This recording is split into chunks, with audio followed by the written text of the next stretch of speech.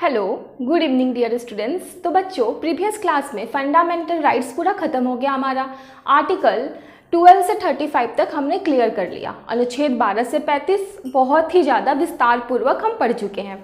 अब हम जाने वाले हैं राज्य के नीति निर्देशक तत्व की तरफ, DPSP। ठीक है, तो आज का जो हमारा क्लास है वो रहेगा राज्य के नीति निर्देशक तत्व पर। और आज से नीति निर्देशक तत्व स्टार्ट हो रहा है राज्य का। तो आज DPSP का हमारा क्या है, पहला क्लास है। तो आज हम क्या करेंगे, इस पहले क्लास में बहुत ही बेसिक बातों को जानेंगे। पहले उसके आधार को जानेंगे, ठीक है, बेस को जानेंगे। तो स्टार्ट करते हैं, चलिए हमारा आज का क्लास। तो यहाँ हेडिंग मैंने दिया है राज्य के नीति निर्देशक तत्व, DPSP शॉर्ट में बोलेंगे, directive principle of state policy, इसका फुल फॉर्म हो गया। तो देखो, अब पहले हम क्या करते हैं ना, जैसे फंडामेंटल राइट्स हमने पढ़ लिया है, लेकिन ऐसा नहीं है कि उसको भूल जाना, उसकी चर्चा तो बार बार होगी। ठीक है, DPSP के साथ भी उसका संबंध है और उसकी तुलना भी होगी DPSP के साथ। तो बात को ये समझना है बच्चों कि पहले हम थोड़े उस दौर में जाते हैं जब हमारा संविधान बन रहा था। तो देखो, जब संविधान निर्माता संविधान बना रहे थे तो संविधान सभा में संविधान निर्माताओं ने ये निर्णय लिया कि हम एक काम करते हैं, हम क्या करेंगे, संविधान निर्माण करने के लिए अनेक समितियों का गठन करेंगे। और किया, अनेक समितियों का गठन किया। उसी प्रकार मूल अधिकार के लिए भी समितियों का गठन हुआ। ठीक है, उसकी एक उप समिति बनाई गई। तो मूल अधिकार के लिए भी समिति बनी, उसकी जो उप समिति बनी उसके जो अध्यक्ष थे वो है JB कृपलानी। अर्थात इनको ये कार्यभार सौंपा गया कि आप क्या करो, मूल अधिकार का अध्याय जो है वो तैयार करो, मूल अधिकार के अध्याय का निर्माण आप कीजिए, JB कृपलानी जी आप कीजिए। तो इनको ये दायित्व दिया गया। ठीक है, तो इन्होंने क्या किया, अपने काम को ईमानदारी से निभाते हुए मूल अधिकारों के व्यापक दस्तावेज का निर्माण किया। व्यापक दस्तावेज मतलब बच्चों भारी भरकम दस्तावेज। ठीक है, भारी भरकम दस्तावेज। अब बात ये समझना है, जब देश आजाद हुआ ही था तो हमारे देश की आर्थिक स्थिति अच्छी तो थी नहीं, यहाँ तक कि प्रशासन भी सक्षम नहीं थी। अब मूल अधिकार का मतलब क्या हुआ बच्चों, ऐसे अधिकार जो बाध्यकारी हैं। बाध्यकारी मतलब ऐसे अधिकार जिसको देना ही देना पड़ेगा। ठीक है, अगर नहीं दिया तो हम उच्चतम न्यायालय का दरवाजा खटखटाते हैं। तो मूल अधिकार बाध्यकारी अधिकार है, उसको देना ही पड़ेगा। और अब क्या था कि हमारे भारत की स्थिति ऐसी नहीं थी, मूल अधिकार का दस्तावेज तैयार कर दिया तुरंत लागू हो जाए, ऐसा हमारा प्रशासन के पास वैसे क्षमता भी नहीं थी, सक्षम भी नहीं था देश। ठीक है, तो अब क्या किया गया कि संवैधानिक सलाहकार थे BN राव। तो BN राव ने ये सलाह दिया कि देखो, मूल अधिकार का दस्तावेज बहुत व्यापक है, बहुत भारी है। ठीक है, मूल अधिकार ऐसा अधिकार है जो व्यक्ति को इतना महत्व देता है, राज्य से ऊंचा व्यक्ति राज्य के खिलाफ खड़ा हो जाता है। राज्य का अर्थ तो आप समझ रहे होंगे, क्योंकि मैंने आर्टिकल 12 में ही बताया था राज्य का मतलब क्या है, भारतीय सरकार, संसद, ये सब क्या है, राज्य के रूप है, राज्य के ही अंग है, राज्य है ये। तो BN राव ने सलाह दिया कि देखो क्या करते हैं ना, कि मूल अधिकार का जो दस्तावेज इतना भारी भरकम है ना, इसको 2 भागों में बांट दो, थोड़ा हल्का करो भाई, 2 भाग में बांटो। अब 2 भाग में बांटो मतलब कि देखो, एक रखो भाग 3, एक रखो भाग 4। 2 भाग में बट गया, भाग 3 भाग 4। अब भाग 3 में जो आर्टिकल हमारे आ रहे हैं वो आ रहे हैं 12 से 35, भाग 4 में 36 से 51 आर्टिकल आ रहे हैं। ठीक है, तो भाग 3 में कैसे हम अधिकार जो है बांट दिए, भाग 3 और भाग 4। तो भाग 3 में जिन अधिकारों को रखा गया वो अधिकार कैसे थे, वाद योग अधिकार थे। भाग 4 में जिन अधिकारों को रखा गया वो अवाद योग। अब आपके मन में कंफ्यूजन हो रहा होगा कि वाद योग और अवाद योग क्या होगा, तो समझो, देखो मूल अधिकार व्यापक दस्तावेज है, तो मूल अधिकार में, वाद योग अधिकार में ऐसे अधिकार है बच्चों कि जिस अधिकार को अगर राज्य हमसे छीनती है, अगर राज्य हमें नहीं देती है तो हम उच्चतम न्यायालय चले जाएंगे। वाद योग अधिकार बाध्यकारी अधिकार है, देना ही पड़ेगा राज्य को। ठीक है। फंडामेंटल राइट्स इसमें आ गया, मतलब जो अधिकार हमारे वाद्य योग में आए वही हुए हमारे मूल अधिकार, मतलब कि बाध्यकारी अधिकार राज्य को देना पड़ेगा हमारे फंडामेंटल राइट्स। और ये वाद्य योग अधिकार व्यक्ति को क्या करता है, राज्य से ऊंचा बनाता है। व्यक्ति राज्य के खिलाफ खड़ा हो सकता है, उच्चतम न्यायालय जा सकता है। यहां तक समझ गए। अवाद्य योग अधिकार में ऐसे अधिकार को डाल दिया गया कि अगर राज्य का मन है दे रहा है, नहीं मन है वह नहीं देगा, लेकिन उसके लिए हम उच्चतम न्यायालय नहीं पहुंच सकते। उच्चतम न्यायालय में प्रवेश का अधिकार नहीं है, ठीक है। हम उच्चतम न्यायालय का दरवाजा नहीं खटखटा सकते। अब मैं थोड़ा सा एग्जाम्पल देके बताती हूँ। देखो, राज्य हमारा पिता है, मैंने बताया था। तो डीपीएसपी में क्या बोला गया, कल्याणकारी राज्य की बात की गई है। कल्याणकारी राज्य की बात मतलब राज्य हमें शिक्षा भी दे रहा है, स्वास्थ्य भी दे रहा है, खाना भी खिला रहा है, प्रेग्नेंट महिलाओं का भी ध्यान रखता है। तो राज्य हमारा क्या है, मैंने बताया था, राज्य हमारा वो साथी है जो हमारा साथ कभी नहीं छोड़ेगा, अगर हम छुड़वाना भी चाहें तो भी।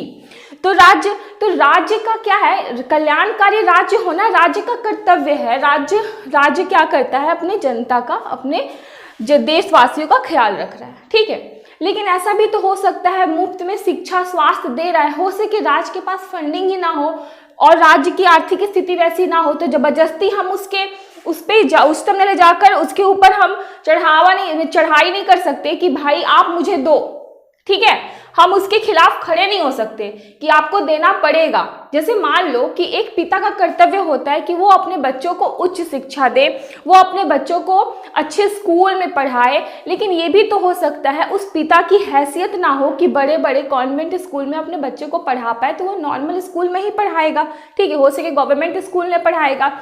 तो क्या वो बच्चा अपने पिता के ऊपर थोड़ी अपने पिता के खिलाफ खड़ा हो जाएगा कि नहीं हमको उसी स्कूल में जाना है, हम बड़े ही स्कूल में पढ़ेंगे जहाँ की फी बहुत ज़्यादा है, ऐसे नहीं हो सकता, ठीक है।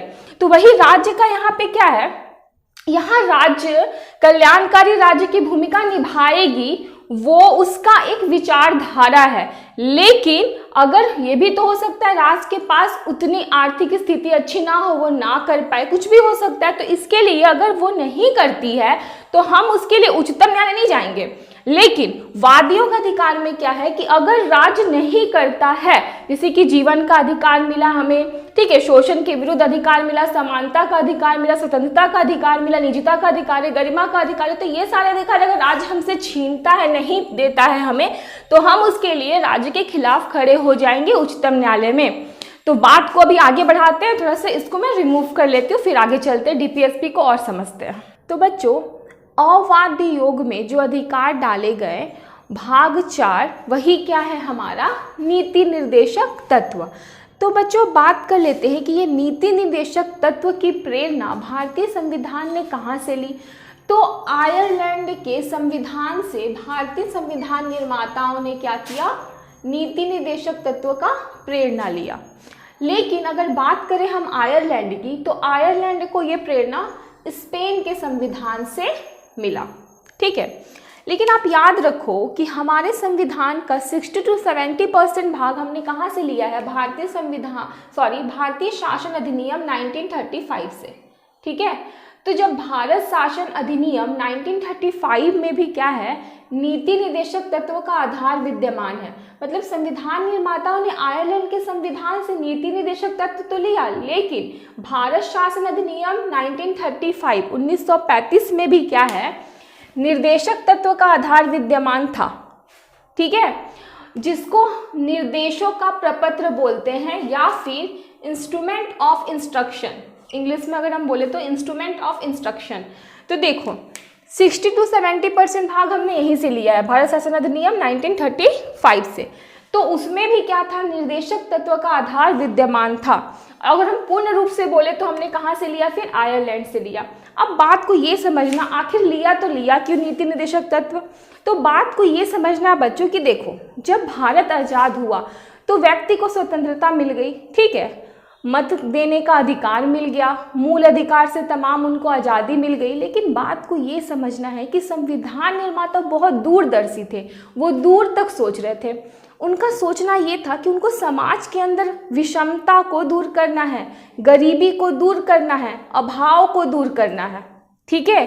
कहने का अर्थ ये है कि सामाजिक और आर्थिक अधिकार तो मिले, स्वतंत्रता का अधिकार तो मिले, लेकिन सामाजिक और आर्थिक अधिकार लोगों को दिला पाना ये सरकार के सामने बहुत बड़ी चुनौती थी। ठीक है, तो सामाजिक और आर्थिक, देखो सामाजिक और आर्थिक लोकतंत्र की स्थापना करने के लिए ही डीपीएसपी के अध्याय को सम्मिलित किया गया ताकि सामाजिक और आर्थिक लोकतंत्र लाया जा सके। ठीक है, मूल चुनौती यही थी कि सामाजिक और आर्थिक विषमता को हम कैसे दूर करेंगे, सामाजिक और आर्थिक अधिकार लोगों को हम कैसे दिला पाएंगे। तो ये उनका क्या था, उनके सामने मूल चुनौती थी, जिसकी वजह से क्या किया गया, डीपीएसपी के अध्याय को डाला गया ताकि वो क्या कर सके, गरीबी हटा सके, अभाव को दूर कर सके और राज्य के अंदर एक मतलब फ्यूचर में भी जो राज्य हमारी आए, सरकारें आए, उनके ऊपर ये उत्तरदायित्व भी रहे ये डीपीएसपी के थ्रू कि राज्य कल्याणकारी राज्य है। राज्य का मूल काम क्या है कि वो अपने जनता की सेवा करे, उनका ख्याल रखे। ठीक है, वो क्या करे, अभावों को दूर करे, विषमताओं को दूर करे। अब बात ये करते हैं कि जो हमारे संविधान निर्माताओं ने संविधान लिखा, तो उन्होंने सिर्फ भारत का संविधान लिखा, ये बड़ी कामयाबी नहीं है उनकी। उन्होंने एक सामाजिक क्रांति लाई, क्योंकि भारत जैसा विषमता मूलक देश पूरे वर्ल्ड में कहीं नहीं है। मैंने बार बार बोला है कि हमारे देश में बहुत ही विषमताएं हैं। ठीक है, धार्मिक विषमता, सामाजिक विषमता, हर प्रकार की, हमारी भाषाई विषमता है। तो हमारे देश में क्या है, इतना विषमता भरा हमारा देश भारत। ठीक है, तो विषमतापूर्ण भारत देश में एक संविधान लाना, वो भी हर एक आंखों से आंसू पोंछना, ये सोच रखना बहुत बड़ी बात थी।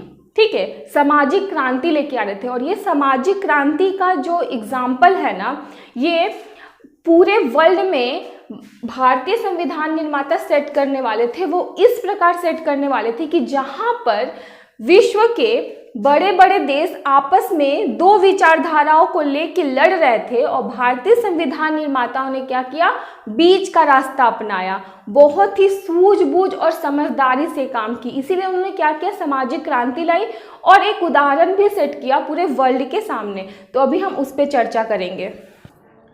तो भारतीय संविधान निर्माता क्या कर रहे थे, विश्व में दो विचारधाराओं जिसमें आपस में टकराव हो रहा था, ठीक है, उसके बीच में वो क्या कर रहे थे, सामंजस्य बैठाने की कोशिश कर रहे थे। उनको पता था कि विचारधाराएं चाहे कितनी भी आ जाए, हर विचारधारा में कुछ पॉजिटिव और नेगेटिव बात होता है। बच्चों मैं आज समझा दूं कि आज हम सिर्फ और सिर्फ बेसिक बातों पे चर्चा कर रहे हैं। ठीक है, तो अभी मैं बहुत डिटेल में नहीं जा रही हूँ, बस मैं थोड़ा थोड़ा समझा रही हूँ। तो देखो, अमेरिका एक था देश और दूसरा सोवियत संघ। तो देखो, अमेरिका की जो विचारधारा थी ना, वो उदारवादी, पूंजीवादी, बाजारवादी थी और सोवियत संघ की समाजवादी विचारधारा थी और दोनों का आपस में टकराव था।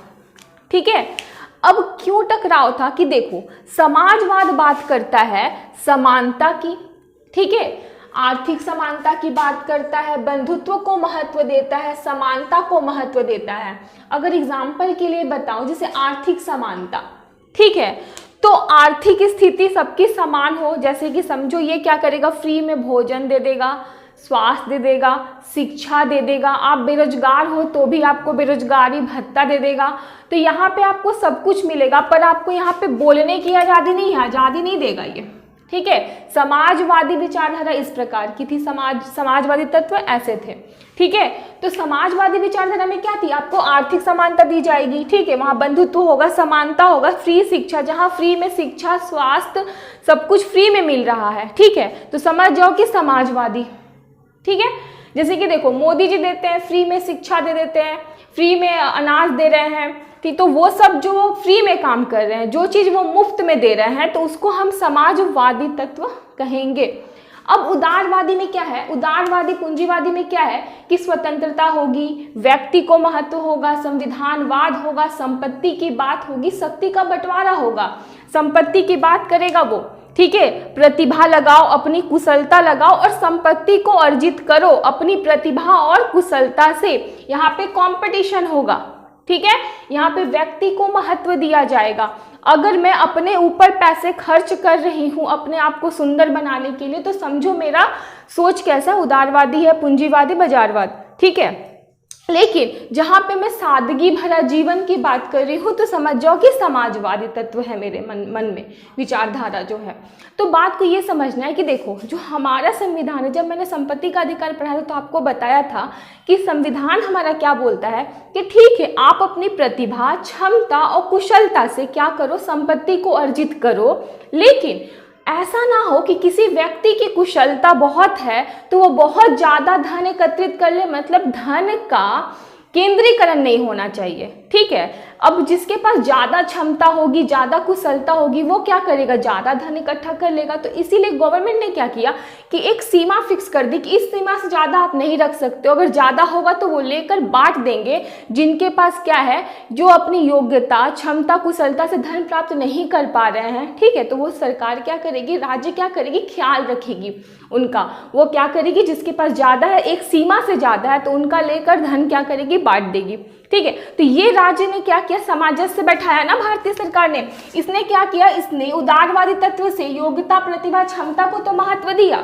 कि हाँ ठीक है, उदारवादी तत्व से योग्यता, क्षमता और प्रतिभा और कंपटीशन को यहाँ महत्व दे रहा, आप लो, उसके हिसाब से आप संपत्ति बनाओ। पर तो समाजवादी भी तत्व अपनाता है कि भाई एक सीमा फिक्स कर दिया कि इस सीमा से ज्यादा हुआ तो हम लेके क्या कर देंगे, बांट देंगे। और समाजवाद तो यही बोल रहा है कि हम देंगे भाई, फ्री में शिक्षा दे रहे, स्वास्थ्य दे रहे हैं, हम क्या कर रहे हैं, आपका ख्याल रखेंगे, राज्य ख्याल रख रहा है, ठीक है, स्वास्थ्य दे रहा, शिक्षा दे रहा, बेरोजगार हो तो कोई प्रॉब्लम नहीं, बेरोजगारी भत्ता भी देगा। तो यहाँ पे समानता बनाया जा रहा है, बंधुत्व बनाया जा रहा है, पर यहाँ बोलने की आजादी नहीं है। तो हर विचारधारा में कुछ पॉजिटिव और नेगेटिव बात होती है, तो उसने यहाँ से कुछ नहीं लिया, ठीक है, उसने आजादी यहाँ पे नहीं है तो उसने यहाँ से कुछ नहीं लिया। संविधान निर्माताओं ने ये देखा कि अच्छा ये गलत चीज है, हम नहीं लेंगे, हम आजादी देंगे। उदारवादी से उन्होंने क्या लिया, स्वतंत्रता लिया, संविधानवाद लिया, आजादी ली, ठीक है। तो दोनों विचारधाराओं के बीच में क्या, वो सामंजस्य बैठा रहे थे। अब क्या था संविधान निर्माताओं के सामने, तीसरा जो था गांधीवादी तत्व आ गया। अब संविधान सभा में एस.एन. अग्रवाल गांधीवादी, अब गांधीवादी लेकर आ गए। अब गांधीवादी तत्व क्या है, अब गांधी जी एक बहुत ही प्रभावशाली नेता और प्रभावशाली व्यक्ति थे। उनकी जो विचारधारा थी ना, वो विचारधारा, उनकी नजरिया अद्भुत थी। उन्होंने भारत को बहुत करीब से देखा था, भारत की यात्रा की थी। अभी बहुत सारे नेता करते हैं भारत की यात्रा, लेकिन विचारधारा और नजरिया गांधी की तरह लाना पॉसिबल नहीं है। गांधी की विचारधारा और नजरिया काफ़ी ज़्यादा अद्भुत थी। उन्होंने भारत को बहुत करीब से देखा था, ठीक है। वो भारत के गांव वो बोलते भी थे कि भारत जो ईश्वर है ना, वो भारत के गांव में बसते हैं, ठीक है। वो चाहते थे कि भारतीय सरकार पर क्या हो, गांव का प्रभाव हो। उन्होंने वो गांव गरीबी को देखा था नज़दीक से। तो वो जब विदेश भी गए, इंग्लैंड गए, अमेरिका गए, तो वहाँ पे उन्होंने देखा कि जो धनी मनी लोग हैं वो क्या कर रहे हैं, ड्रिंक कर रहे हैं। लेकिन यहाँ जब भारत में देखते हैं कि गरीब रिक्शा चला रहा है, बहुत ही मेहनत कर रहा है, दिन भर रात में आता है तो वो ड्रिंक कर रहा है। तो विषमता को देखा था उन्होंने, विदेश और भारत की विषमता को देखा था। उनको प्रॉब्लम पता था, बेसिक प्रॉब्लम क्या है। तो उनको, और जब भारत आज़ाद हुआ तो हमारी आर्थिक अर्थव्यवस्था किस पे टिकी थी, कृषि पे, पशु पे। तो गांधी जी का विचार था भाई शराब बंद करो, नशीले पदार्थ को बंद करो। ऊपर से गांधी जी ये कह रहे थे कि देखो, हम यूरोप का तुलना नहीं कर सकते, हम पश्चिमी देशों की तुलना अपने भारत से नहीं कर सकते हैं। मशीनों का प्रयोग उन्होंने क्या किया, उन्होंने बोला लघु उद्योग लगाओ, कुटीर उद्योग लगाओ। क्यों? क्योंकि जो काम मशीन कर रहे हैं, बड़ी मात्रा में मशीन काम कर रहे हैं, हमारे यहाँ इतनी जनसंख्या है, इतने हाथ है, उनको काम दो ताकि रोजगार सबको मिले, ठीक है, गरीबी हटे। तो गांधी जी का विचार और विचारधारा बहुत ही अद्भुत था। वो अभी भी हमारे भारतीय सरकार कुटीर और लघु उद्योग को प्रोत्साहन दे रही है। तो गांधी जी का विचारधारा से प्रभावित है हमारा डीपीएसपी, ठीक है, जहाँ पे गांधी जी ये बोलते थे, कृषि की बात करते थे, पशुओं की बात करते थे, पशुओं की रक्षा की बात कर रहे थे। इसलिए नहीं बात कर रहे थे क्योंकि उनका क्या था, धार्मिक आस्था थी, ऐसा नहीं था। वो जानते थे कि भारत की जो अर्थव्यवस्था है वो कृषि पे टिकी हुई है, फिर गाय से दूध मिल रहा है तो पशु पे टिकी हुई है। बैल क्या कर रहे हैं, उस समय खेत जोतने का जो था उसका मूल स्रोत क्या था, बैल थी, ठीक है। तो उस समय की जो अर्थव्यवस्था थी उसके हिसाब से उन्होंने बात की, और वो जो थे उनका विचार भी अद्भुत था, मानवता की बात करते थे। तो गांधी जी के तत्व से भी क्या हुआ था, डीपीएसपी हमारा प्रभावित हुआ। तो हमारे संविधान निर्माताओं के सामने क्या था, चुनौती था। संविधान निर्माता बहुत बुद्धिमान थे, ऐसे वैसे व्यक्ति नहीं थे, वो किसी भी विचारधारा से प्रभावित हो जाएंगे और किसी भी एक विचारधारा को वो मान लेंगे। क्यों? क्योंकि विचारधारा का मतलब क्या हो गया, जैसे कि कलरफुल चश्मा, जिस कलर का आप चश्मा पहनोगे ना दुनिया आपको वैसी दिखेगी। अगर हम समाजवादी विचारधारा को कंप्लीटली मानते हैं तो हमें दुनिया भी वैसी ही दिखाई देने लगेगी, ठीक है। उदारवादी को मानते हैं तो उदारवादी की तरह, गांधीवाद को मानते हैं तो एकदम गांधीवाद, गांधी जी की तरह ही पूरी दुनिया हमें देखने लगेंगे। तो संविधान निर्माता किसी एक विचारधारा के पक्ष में नहीं थे, वो जानते थे कि विचारधारा क्या है, विचारधारा में अच्छी भी बातें हैं बहुत सारी और बहुत कुछ गलत भी है। तो उन्होंने क्या किया, उन्होंने इन तीनों विचारधाराओं के बीच क्या किया, सामंजस्य बैठाया। जहां पे उनको जो बातें अच्छी लगी, उदारवादी तत्व से जो अच्छा लगा ले लिया, समाजवादी तत्व से अच्छा लगा ले लिया, गांधीवाद से जो अच्छा लगा ले लिया, और तीनों के बीच सामंजस्य बैठाया, ठीक है। लेकिन कहीं भी उन्होंने किसी भी विचारधारा का नाम नहीं लिया, क्योंकि संविधान निर्माता बहुत होशियार थे।